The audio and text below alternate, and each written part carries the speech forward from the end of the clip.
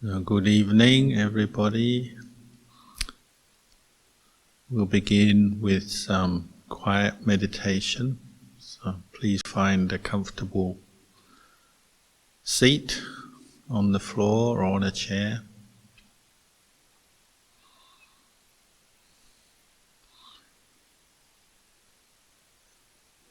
One of the important aspects of meditation is your attitude towards meditation. So we hear the technical description of what we're supposed to do regularly: mindfulness of breathing, following the in and out breath, mindfulness of the body, passing our attention up and down the body, and so on. There's the technical details we're familiar with, but also we have to be aware that our attitude is important, and that's governed by many different factors. So one is just what you've been doing just prior to this moment.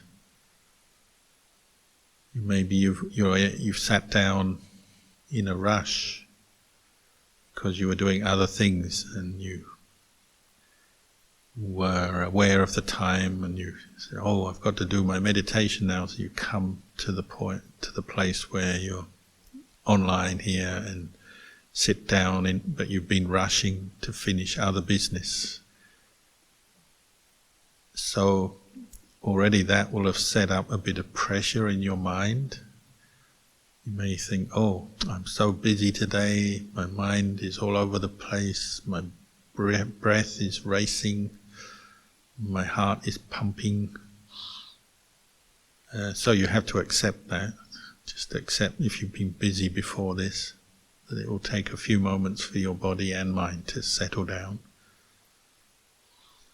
Or maybe you already have some stress in your day coming up in your mind, and so as you sit down you're already stressed and worried about something, or anxious about something, or already planning your next move after the meditation session.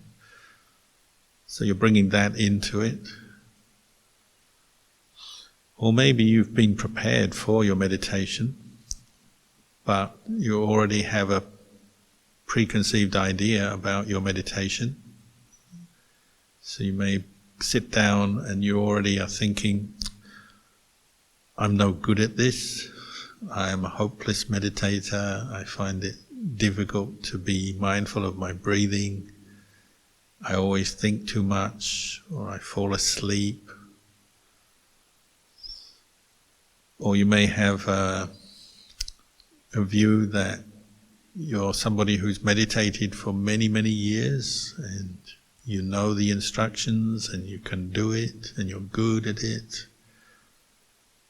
So you're coming into this meditation with a certain confidence and expectation that you'll be able to meditate well and keep mindful as you meditate.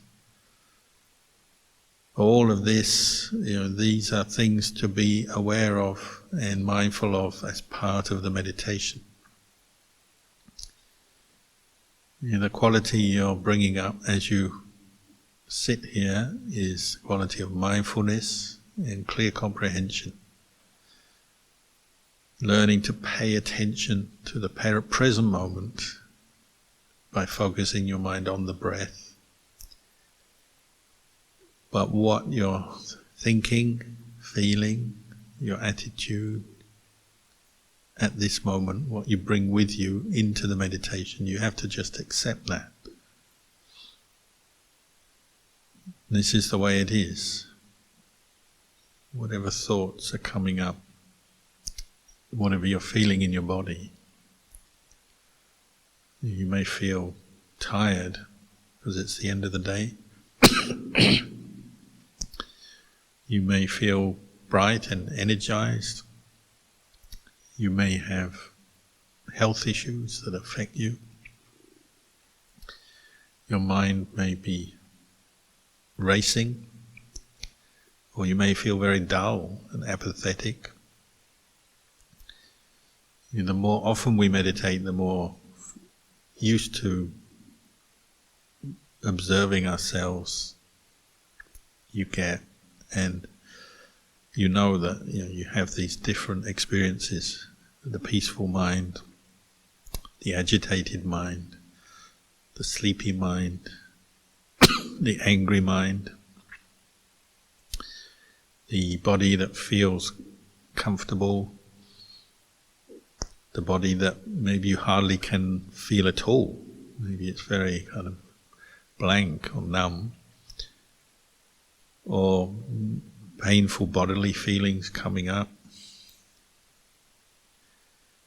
For each person, the experience may be a bit different, but your aim is to establish mindfulness in the present moment, with effort, with clear comprehension. You're knowing your body, your mind as it is right now. And mindfulness is not anything. It's just knowing the way the breath is, and from that you can also become aware of your other aspects of your body and mind.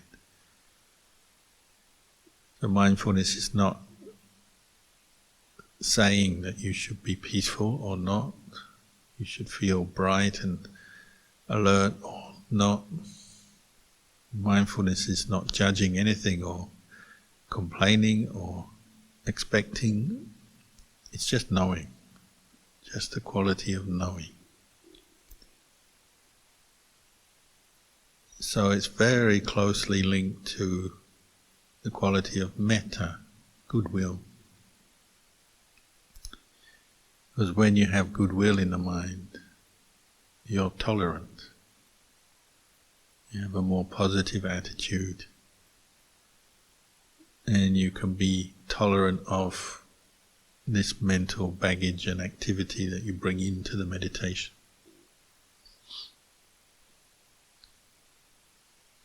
And because our habit is to move towards negativity so easily, so often,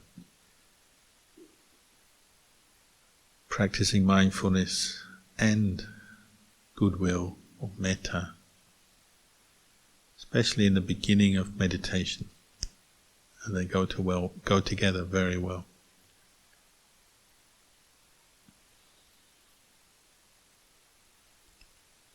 So with mindfulness and with goodwill, we are accepting how we feel at this moment, whether we feel good or bad, peaceful or agitated and disturbed. We're accepting it, maintaining positive attitude.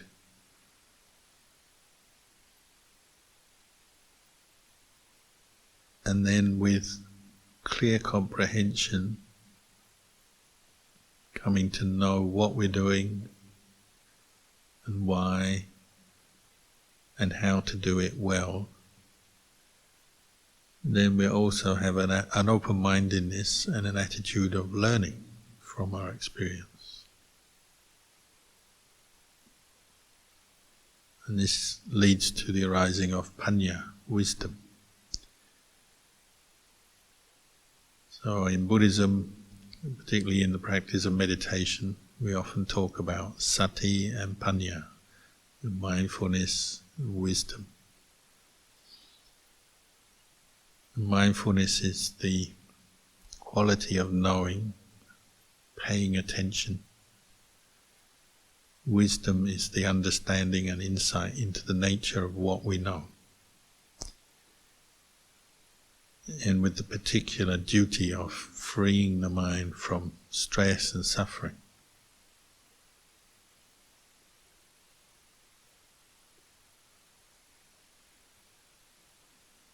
So our aim is to bring up the mindfulness which will support wisdom as we meditate, getting to see and know the way things are, and allowing things to be, rather than reacting all the time with aversion or clinging or desiring and wanting. Because wisdom, when it's present, will see that following desire and wanting agitates the mind and leads to more discontent. Whereas knowing, letting go and being with the experience of body and mind, but not creating suffering out of it, that's wisdom. That's the goal of our practice.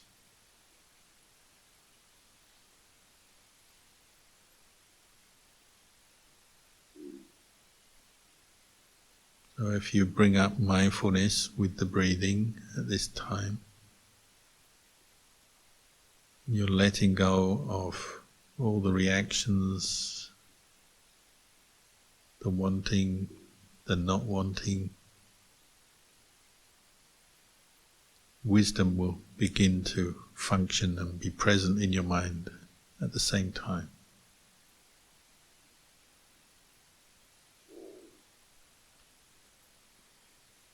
And it doesn't matter whether you're alone or in a room with many people.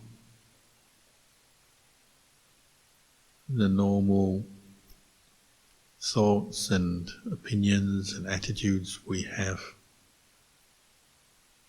will arise and then pass away, and you don't have to cling on to them or hold on to them in your mind at this time. And really, mindfulness allows you to know everything. So it brings a certain equality of value to every thought, every feeling, every opinion. Because we're coming to see with wisdom that everything is impermanent. Every feeling arises and ceases. Every thought arises, ceases. The sensations in the body are arising and ceasing. So in that sense, they're all of equal value. We don't need to cling on to them and let them create extra suffering in our mind.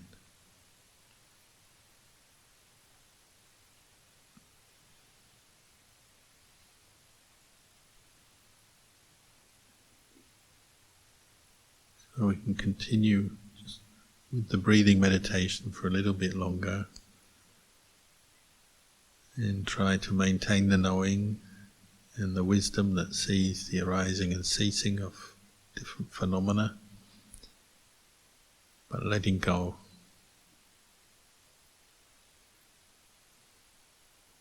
Until you hear the sound of the bell.